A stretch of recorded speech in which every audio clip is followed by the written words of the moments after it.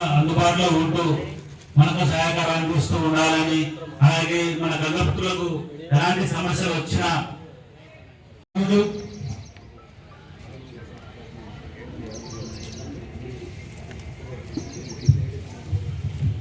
అలాగే మనకు సహాయ సహకారాలు ఎలా అందిస్తున్నాడో మనం కూడా జీవనన్న గారికి అలాగే తోడ్పాటు కలిగించామని మాసావాద కర్మణ తెలియజేస్తున్నాము. అలాగే ఈ సభలు ఉద్దేశించి మన గంగపుత్ర సోదరులు ఎవరైనా ముఖ్య నాయకులు ఎవరైనా ఉంటే చిన్న సందేశం ఎవరైనా ఉంటే మన సమస్యలు ఏమన్నా వాటి మీద చర్చించాలని చెప్పదలుచున్న వాళ్ళు రండి. తర్వాత లాస్ట్కు హైస్కూల్ ప్రోటోకాల్ నడుస్తుంది. చిన్న చిన్న నాయకులు ఎవరైనా సమస్యలు జీవన దృష్టికి తీసుకురావాలన్నా ఇంకేమైనా సమస్య మన మున్సిపల్ చైర్మన్ గారికి స్వాగతం సుస్వాగతం. ఈ మధ్యనే మన చైర్మన్ గారి మొట్టమొదటి సమావేశానికి ఇచ్చేస్తున్న మన జోకర్లకు స్వాగతం సుస్వాగతం తెలియజేస్తున్నాము.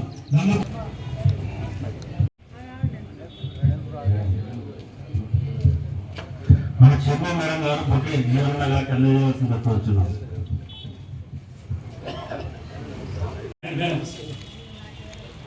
మన గంగపుత్ర సంఘం తరఫున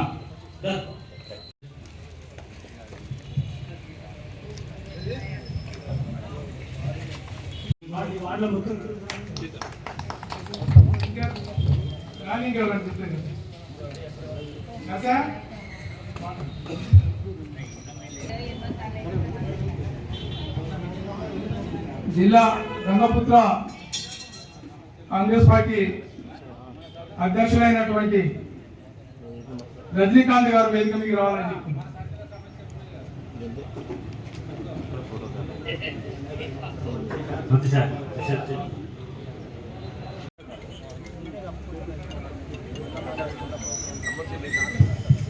సమస్యలు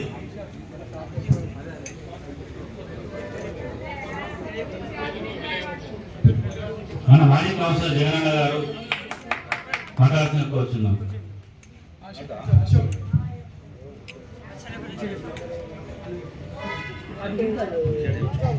అనే మా ఏరియాకు 50 ఇళ్ళ వాటర్ వస్తుంది. అక్కడ నుంచి తీసుకొచ్చి ఇక్కడ అంటే ఆ వ్యక్తి ఎంత గొప్పవాడు అనేది నాకు తెలుసు. చిన్నప్పుడు నేను నా గోడల పైన చూసేది జీవనన్న, జై జీవనన్న, జీవనన్ననే గెలిపించండి అంటే ఆ యొక్క వర్డ్స్ నా ఇంటి గోడ మీద చూసి రాజకీయ ఉన్నవాళ్ళు అక్కడి నుంచి నేర్చుకున్నా. నాకు గురువులు చదువు నేర్పిస్తే జీవనన్న రాజకీయం నేర్పించారు. నేను ఆ రోజు నుంచే నిర్ణయించుకున్నా ఏదో ఒక రోజు జీవనన్నను కలుస్తా. అంటే చాలా సంవత్సరాలు పట్టింది నేను దగ్గర పోవడానికి, కానీ ఏదో ఒక రోజు కలుస్తాను ఆ రోజే నిర్ణయించుకున్నా. అప్పటి నుంచి కొన్ని సంవత్సరాలు ఆ గోడ మీదే ఉండిపోయింది, నా ఇంటి గోడ మీద. ఇప్పటికీ అంటే ఆ పాత ఇట్లా మలితే ఇప్పటికి ఉంటది జీవనన్న జిందాబాద్, జీవనన్న జిందాబాద్ అని. సో అది చూసి పెరిగిన నేను రాజకీయ ఉన్నమాల నుంచి రాజకీయ ఒరవడి నేర్చుకున్నా. జీవనన్ననే ఆదర్శం నాకు. ఈ యొక్క ఇంతమంది మదిల్లో అంటే నేను పేరు నేను చాలా మంది దగ్గర తిరిగి చూసిన. జీవన్ అన్న వన్ సింగిల్ టైగర్ అంటారు ఎక్కడ చూసిన. అది టైగరు, ఎక్కడ పోయినా టైగరే అంటారు. ఎంతో మంది ఎన్ని విమర్శలు చేసినా అది ఒక గుండె, గట్టి గుండె, తట్టుకోగలిగే గుండె. ఎంతో మంది నేను చూసుకుంటా పొద్దున 6కే వందల మంది క్యూ కడుతూ ఉంటారు, సమస్యలు చెప్పుకుంటా ఉంటారు. కానీ అది ఎట్లా చేస్తారు అనేది జగిత్యాల నియోజకవర్గంలో స్థానపడే ఎప్పుడైనా కొత్త సర్పంచులు కానీ ఎంపీస్ కానీ జడ్పీస్ కానీ యువరచన కానీ చెరువుల పైన హక్కు గంగపుత్రులే, నీటిపైన భూమి చేస్తేనే యువన పట్టణ వాళ్ళకు రాష్ట్రంలో అన్ని సమస్యలు ఉన్నాయి. అన్ని జాగాల ముద్రాలకు గంగపుత్రులకు సర్పంచులకు గొడవలు ఉన్నాయి. ఒక గిరిజన నియోజకవర్గాలనే కనబడి అది కేవలం జీవన సాగు కాబట్టి కనబడి సాగు కూడా మొట్టమొదటి అందరికీ చెప్తారు కాబట్టి సర్పంచ్ కూడా ఎవరు జోక్యం చేసుకోరు, పూర్తి సాగు ఉంటుంది. మొన్ననే లక్ష్మీపూర్లో మట్టి వచ్చి సాగు అంటే అనగానే వాళ్ళ పైన క్రిమినల్ కేసు పెట్టించారు వారి పైన. అదే కాకుండా మన మంత్రివర్గ దుద్దులు సిద్ధబాబు జయించాలని రావడంతో మనం చెరువులని కబ్జా చేస్తున్న సార్ మీద చాలా సార్లు మాకు అండగా ఉండి ఆర్డో గారికి ఎంఆర్ఓ గారికి విన్నపత్రాలు శాసన పరిష్కారం మా గంగపుత్ర తరఫున మాట్లాడని ఏకైక వ్యక్తులు మా ప్రభావంలో మాట్లాడే వేరే అనగానే వింటి పత్రం ఇప్పించారు నా ద్వారా. వెంటనే మంత్రి వాళ్ళు శ్రీధర్ బాబు దృష్టికి తీసుకోకుండానే కలెక్టర్ని పిలిచి ఈ శాశ్వతంగా ఇరిగేషన్ వాడాలను రెవెన్యూలను పిలిచి అదును పెట్టాలి, నిధులు కేటాయించాలని చెప్పన్నారు ఉండండి అధికారికంగా. అదేవిధంగా మనం చేపల పిల్లలు పోయడం గల్లపత్రులకు ఏంటంటే చేపల పిల్లలు వచ్చిన చేపల పిల్లలు ఇస్తుంది. దానివల్ల మనకు నాణ్యత లేదు. మొన్న మనకు రాజు చంద్ర చేపలు వెళ్ళలేదు, పేపర్ కూడా వచ్చి సార్ అంటారు. మీరు అందరూ ఏం చేస్తారు, పేరుకు తిరగడం రాదు, దానివల్ల నష్టపోతారు అనగానే వినతి పత్రం ఇచ్చిన ఇప్పుడు సార్ ఏమంటే మేనిఫెస్టో పెట్టించి మనం తిరిగి చేపల పిల్లలు ప్రభుత్వం కొట్టుంది, మళ్ళీ జమ చేసుకొని పోసుకోవాల్సి వస్తుంది. ఈ సమస్యలు సారు దృష్టి తీసుకోవడం, సార్ ఏం చేసేది మేనిఫెస్టో పెట్టి కాంగ్రెస్ పార్టీ అధికారం రావడంతో చేపల పిల్లలు బాగా నగర చేస్తారు ఏర్పాటు. పోయినసారిలో మనకి గెలిపించుకోపోయినాం జగిత్యాలలో. మరి పైన రాష్ట్రంలో అక్కడ వచ్చింది కరెక్టే, కానీ మరి ఇక్కడ మాత్రం మన అన్నని గెలిపించుకోలేకపోయినందుకు చాలా బాగా అనిపిస్తుంది. ఎందుకంటే అన్న అంటే నేను ఉన్నాను అంటూ మన ముందుకు వచ్చి ప్రతి సమస్యను కూడా ఆయన నేను చేశాను, మీకు నేను ఉన్నాను అని చెప్పి మనకి ఎంతో అండగా ఆదర్శంగా నిలబడే వ్యక్తిని మనం ఈ రోజు మన జగిత్యాల పట్నం కోల్పోయింది. ఇది అసలు మన కోల్పోయింది అని అంటే ఒక్క విషయం మీరు అందరూ గుర్తు పెట్టుకోవాలి. ఈ రోజు మన ఓటుకి ఎంతో విలువ ఉంది. అలాంటి ఓటును 2-3 వేల రూపాయలకు మనం ఆలోచించకుండా తప్పు నిర్ణయం తీసుకొని ఈ రోజు మనం ఈ జగిత్యాలలో మన గర్జించే సింహాన్ని మనము దూరం చేసుకున్నాం. అయినా కూడా ఓడినా గెలిచినా ఈ జగిత్యాల పట్ల మన ప్రజల పట్ల ఆయన ఎప్పుడు కూడా అవిశ్వాసాన్ని కోల్పోకుండా మన జగిత్యాల పట్ల ప్రజలకు అండగా ఉండాలని ఆయన ధ్యేయంతో మరి మన అందరికీ కూడా చాలా పనులను కానివ్వండి, ధైర్యాన్ని కానివ్వండి, కేడని కానివ్వండి, అన్ని విషయాలలో మనకు ముందు నుంచి నడిపించే మన సారు మనకి ఎప్పుడు తోడుంటారని హామీ ఆయన ఇస్తూ ఉంటారు. అయినా కూడా మనం కూడా ఏ విషయంలో నిలబెట్టుకోలేకపోతున్నాం. ఇప్పటికైనా కూడా మనకు అవకాశం వచ్చింది. ఈ పార్లమెంట్ మన ఎలక్షన్ లో కూడా సార్ని ఎక్కువ మెజారిటీ గెలిపించి మరి మనకి ఏ సమస్యలు ఉన్నా దాన్ని మనం సద్వినియోగంగా నిర్వహించుకోవాలని చెప్పేసి అని ఈ సభకు మనస్ఫూర్తిగా కోరుకుంటున్నాను. Thank you sir. మనం జగిత్యాల పట్టణ ప్రారంభ పౌరాలు అమరాల జ్యోతి లక్ష్మణ్ గారు, వెనుకపై ఉన్న ఇతర పెద్దలందరికీ, మన గల్లపుత్ర సోదరి సోదరులందరూ కూడా నమస్కారం తెలియజేస్తాం. మరి గత 40 సంవత్సరాల నుండి జగిత్యాల ప్రాంతంలో కానీ జగిత్యాల పట్టణంలో కానీ గల్లపుత్రులకు ఎలాంటి సమస్యలు వచ్చినా మన జీవన గారు మీ అన్నదండగా ఉండి చేస్తున్నారు. మన జగిత్యాల పట్టణంలో వారి వద్దలో ఉన్న 2 మార్కెట్ చేపల మార్కెట్ కూడా ఏర్పాటు చేయడం జరిగింది. మరి ఇంకా జగిత్యాల పట్టణం గర్భ సంపదం కానీ గల్లపుత్రులకి ఇచ్చే విధంగా మినిమంగా మీరు అప్పుడైతే 8,000 ఇప్పుడైతే 5,000 కట్టించుకొని వచ్చాం. ఆ రకంగా ఏ సమస్యలు ఉన్నా చెరువుల మీద మీకు అధికారులు ఉండే విధంగా మీకు లెక్కించే బాధ్యత తీసుకొని మనం రుణం తీసుకెళ్ళినందుకు మనకి నేను ధన్యవాదాలు తెలియజేస్తూ, మరి గత ఎన్నికల్లో మనం చేసిన పొరపాటు వలన ఇవాళ సారు ఇక్కడ లేకపోతే సార్ ఏదైనా ముఖ్యమంత్రి పక్కన ఉండి ఈ రాష్ట్రానికి దిశాదశ ఉంచే పరిస్థితులు ఉండేవారు. మన దురదృష్టం మనందరం చేసిన పొరపాటు వల్ల సారు మీరు ఇక్కడ ఉన్నది ఇక్కడ ఉండవలసి వచ్చేది. అయినా మునుపటికి అవకాశం వస్తుంది. రేపు ధైర్యమైన పార్లమెంట్ ఎన్నికల్లో మన జగన్ గారు ఎంపీగా పోటీ చేస్తారు. మరి ఎలాంటి వ్యక్తులు 2 పార్టీల వారు కూడా నిజామాబాద్ ఉన్నారు కాబట్టి ఈ ప్రాంతానికి వన్ సైడ్గా ఓటేసి మనం దాదాపు గెలుచాలని ఒక 50,000 మెగాలతో మనం జగన్ గెలిపించినట్లయితే మరి బయట కూడా అభ్యర్థి అవుతుంది. కాబట్టి దయచేసి ఇప్పుడు ఇక్కడ టీఆర్ఎస్ పార్టీ అయితే మనకు అయిపోయింది, దాని పని వాళ్ళు ఏమన్నా కానీ ఏమన్నా ఒక బీజేపీ పార్టీ వస్తే రాముడు బాబా చెప్పుకొని రాముడి పేరు చెప్పుకొని వస్తారు. రాముడు అంటే మన అందరం దేవుడే, రాముడు ఏదో కొత్తగా రాలేదు. సారు ఇక్కడ రామాలయం కొరకు ఎన్నికలు కానీ దొరకంలో కానీ లక్షల రూపాయలు పెట్టించి అభివృద్ధి పత్రాలను తీసుకుంటున్నాను. మరి గతంలో ఇప్పుడే మేము వచ్చి 5,000 రామాయణం పొందుతున్న రాముడు రాలేదు. ఆహ్వానించిన కార్యవర్గ సభ్యులందరికీ నా హృదయపూర్వక నమస్కారాలు. అలాగే ఇక్కడికి విచ్చేసిన ముఖ్య అతిథిగా మాజీ చైర్మన్ గిరినాభూషణం గారికి, కౌన్సిలర్ గారికి, ఈ వేదిక ఉన్న పెద్దలందరికీ నా హృదయపూర్వక నమస్కారాలు.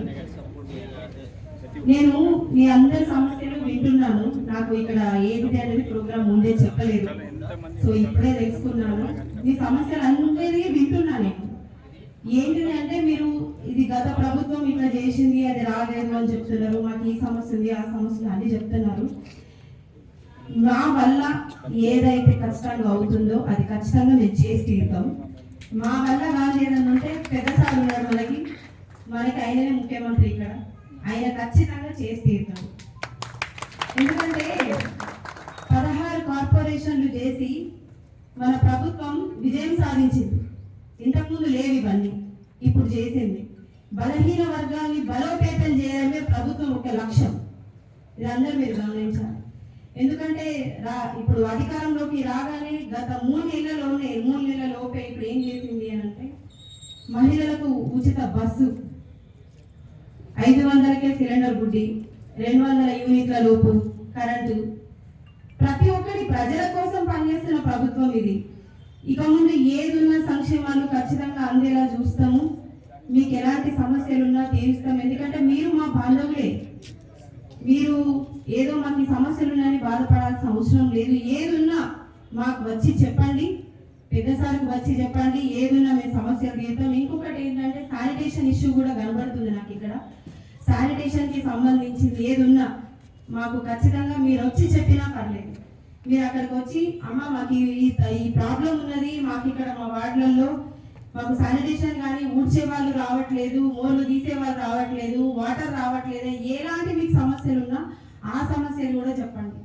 ఈ సమస్యలతో పాటు ఆ సమస్యలు కూడా చెప్పండి. తీర్చే బాధ్యత మాది. ఏదేమైనా మేము మీకు హామీ ఇస్తున్నాం, కష్టంగా తీరుస్తాం. జీవనన్న ఇక్కడ ఉన్నాడు అంటేనే ఆయన గెలిచినా ఓడినా ప్రజలు ఎప్పుడూ వదిలిపెట్టండి. ప్రజలతోనే ఉంటున్నాడు, ప్రజల కోసమే బ్రతుకుతున్నాడు. ఆయన మీరేం చెప్పినా ప్రాబ్లం ఖచ్చితంగా సాల్వ్ అవుతుంది. చెప్పండి దయచేసి. ఇక్కడికి నన్ను ఆహ్వానించిన ప్రతి ఒక్కరికి హృదయపూర్వక ధన్యవాదాలు తెలియజేస్తూ నగర్ అన్నపూర్ణ ఈ ప్రాంతంలోని గంగపట్ల సోదరులు ఈరోజు ఆత్మీయ సమావేశాన్ని నిర్వహించడం, ఇందులో పాల్గొనేటటువంటి అవకాశాలు కల్పింపజేసినందుకు హృదయపూర్వకంగా ధన్యవాదాలు చెప్తున్నాను. మన తిప్పలపేట మధ్య పారిశ్రామిక సహకార సంఘ గుర్తిస్తాం. ఈ తిప్పలపేట మధ్య పారిశ్రామిక సహకార సంఘ అధ్యక్షుడైనటువంటి మిత్రులు శంకర్ గారు కార్యక్రమం పాల్పంచుకుంటున్న నూతనంగా ఎంపిక బాధ్యతలు చేపట్టేటువంటి గౌరవ మున్సిపల్ చైర్పర్సన్ అడ్వాల జ్యోతి లక్ష్మణ్ గారు, స్థానిక మున్సిపల్ కౌన్సిలర్ గారు అయినటువంటి శ్రీకొండ పద్మా సింగారావు గారు, మిత్రులు మాజీ మున్సిపల్ చైర్పర్సన్ ప్రదేశ్ కాంగ్రెస్ సభ్యులైనటువంటి గిరి రామకృష్ణ గారు, దేవరత జిల్లా అధ్యక్షులైనటువంటి రజనీకాంత్ గారు, అక్కడ మహిళా ఉపాధ్యక్షులైనటువంటి బింగి సుబ్బారావు గారు, మాజీ కౌన్సిలర్ అయినటువంటి సోదరి రాధా శంకర్ గారు, స్థానికంగా అంటే రైతుడిగా గుర్తింపులే కాకుండా ఒక సమాజ సేవకుడిగా బాధ్యత నిర్వర్తిస్తున్నటువంటి డాక్టర్ సురేష్ గారు, వేదికను అనేక వచ్చినటువంటి పెద్దలు, కార్యక్రమంలో ఉపయోగిస్తున్న సురేష్ గారు, ముఖ్యంగా గంగపట్ల సోదరులు, తల్లులు, ఆడబిడ్డలు, పాత్రిక మిత్రులకు అందరికీ హృదయపూర్వకంగా నమస్కారం చెప్తూ వాళ్ళ మన అనుబంధం ఏదైతుందో ఇది ఎలాంటికి విడిదేయింది, మర్చిపోయింది చెప్పండి. సరే, ఎన్నికల్లో మనం ఫలితం కొన్ని సందర్భాలలో ఆశించడానికి వస్తుంది, కొన్ని సందర్భాల్లో ఫలితం రాదు. ఫలితం రాంత మాత్రం ఏదైతుందో మనం నిరాశ సిద్ధమే కానీ లేక ఏదైతుందో అసంతృప్తి లోని రాకూడదు చెప్పండి. అందరం కూడా ఏదైతే మంచి ఆలోచన చేస్తామే, కానీ కొన్ని సందర్భాల్లో మనం ఆశించిన ఫలితం పొందాం. ఫలితం పొందంత మాత్రాన ఇటు అభ్యర్థిని ఆశించినమే కానీ మీరు కూడా అసంతృప్తి లోని రావద్దని చెప్పండి. నా దృష్టిలో పదం మనకున్నటువంటి ఈ అనుబంధం రాజకీయాలకు అతీతంగా చెప్పండి, రాజకీయాలకు అతీతంగా చెప్పండి. ఇవాళ రాజకీయంగా ఏ రాజకీయ పార్టీ కానీ అమ్మా అది కాంగ్రెస్ కానీ భారతీయ రాష్ట్ర సమితి గతంలో టీఆర్ఎస్ పార్టీ ఉండే బీఆర్ఎస్ దాన్ని మార్పు చేయడం, భారతీయ జనతా పార్టీ కానీ ప్రధానంగా 3 రాజకీయ పార్టీలు చర్చలు. 3 రాజకీయ పార్టీల ఆలోచన విధానాన్ని మనం ఒకసారి గమనం తీసుకోవాలి.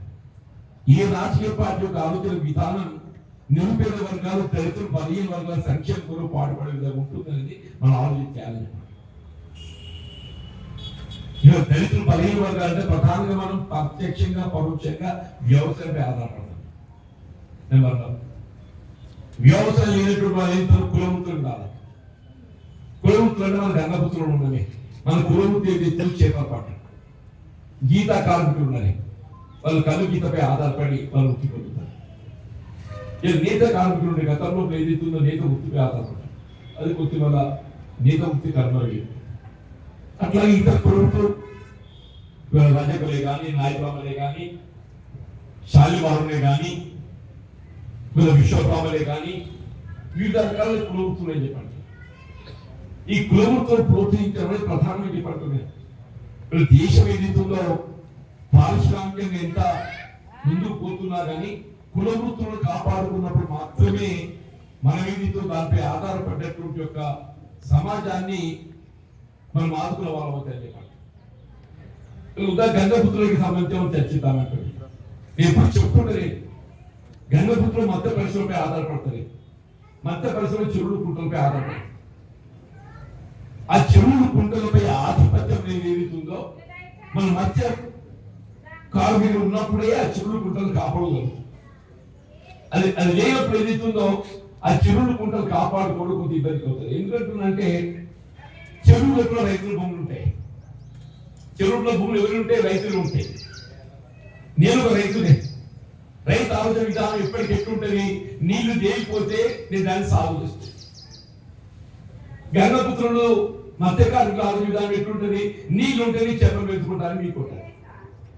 2 భిన్న ఆలోచన విధానం చెప్పంటున్నా.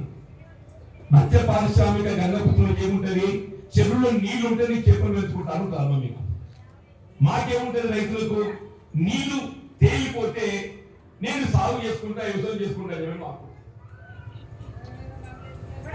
నిజంగా కాంగ్రెస్ పార్టీ ఆలోచన విధానాన్ని మనం హర్షించాలని చెప్పండి. ఇవ్వాలని కూడా చెప్పండి. నేను గంగపుత్రులకు చేపల వృత్తికి సంబంధించి చెరువుల కుంటలకు ఆధిపత్యం కల్పించేసింది కాంగ్రెస్ పార్టీ. ఆ శివశంకర్ వాడు ఇట్లా అంటాడు, ఆ 50 రోజులు ఎట్లా ఉంటుంది, ఏం చెప్పాడు శివన్ రెడ్డి అని చెప్పాను. అది గట్టిగా ఉండదు. ఆయన దాన్ని 100 బిల్లు అమలు చేస్తా అని చెప్పాడు. ఖచ్చితంగా ఏదైతుందో మళ్ళా మున్సిపల్ ఎన్నికల్లో 100 బిల్లు విస్తృతి చేసే బాధ్యత నాదే అంటుంది. అది అయ్య చేసే పని కానీ, కొడుకు చేసే పని కానీ వాళ్ళు మాట్లాడేది ఏంటి కూడా మనకు ఏదో మా అనిపిస్తే ఇక్కడ సత్యం మాట్లాడతారు. అది సత్యం మాట్లాడతారు. తప్పకుండా చెప్పంటూ నేను జగిత్యాల పట్టణానికి కావాల్సిగా రవాణా రోడ్డు సౌకర్యాలు విస్తృతి చేయడం బాధ్యత అంటారు. జగిత్యాల జరిగినప్పుడు 94 ముందే జరిగిన తర్వాత జరగలేదు అంటుంది. ఇప్పుడు చెప్తున్నా 2014 తెలంగాణ రాష్ట్రం ఏర్పడదా, 14 తర్వాత జరిగితే తెలంగాణ కలిగింది టీఆర్ఎస్ పార్టీ. చెప్పు జరిగిన 2014 ముందు జరిగిన తర్వాత జరిగిన చెప్పంటు నేను మళ్ళీ చెప్తున్న వల్ల 23 డిసెంబర్ కాంగ్రెస్ పార్టీ వచ్చింది. 5 సంవత్సరాల్లో జగిత్యాల పట్టణ రూపురేఖ మార్చడం ఏదైతుందో మొత్తం తెలంగాణ రాష్ట్రంలో ఏదైతుందో ఇది అత్యంత అభివృద్ధి చెందిన పట్టణం తీర్చిస్తుంది. ఏదైనా కానీ ఇంత మంచి కార్యక్రమం ఏర్పాటు చేసిన మా గంగపుత్ర సోదరులకు, మా తల్లు ఆడపిల్లలకు అందరూ హృదయపూర్వకంగా నమస్కారం చెప్తూ ఆ కార్యం చేస్తుంది.